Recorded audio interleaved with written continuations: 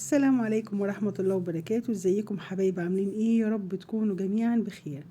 معانا الحلقة النهاردة تحفيزية ومش عملية. زي ما احنا شايفين معانا طماطم بشرينها ومكيسينها، لوبيا طبعا منقوعة يوم بليلة، غسلناها وسلقناها نص سليق. وطبعا بعد السليق بنغسلها ونصفيها كويس، نسيبها لما تبرد، بنعبيها في أكياس.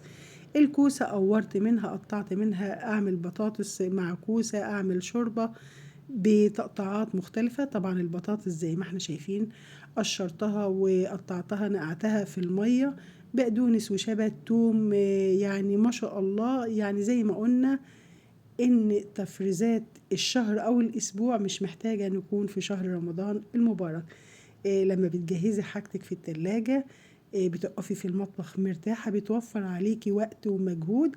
أتمنى الفيديو يعجبكم، وإن شاء الله ألقاكم في فيديو آخر، والسلام عليكم.